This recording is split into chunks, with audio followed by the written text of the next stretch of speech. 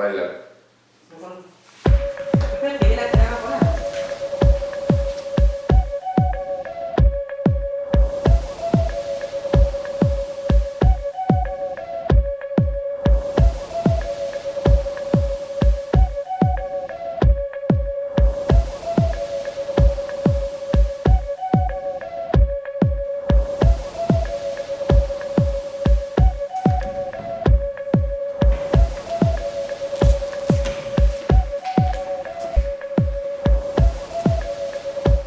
Raha on olemas.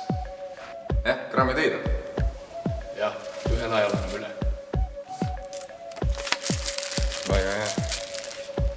Ja meeles, mina pole sulle midagi andnud.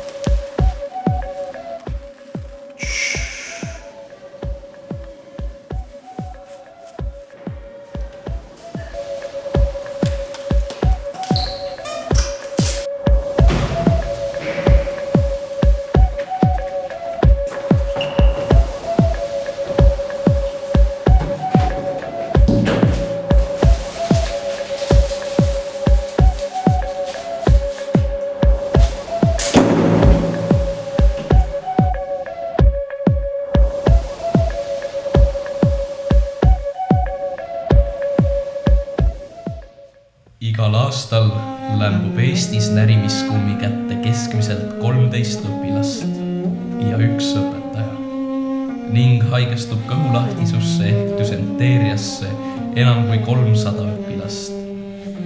Hoidu närimiskummist. Ütle nad sulle ei.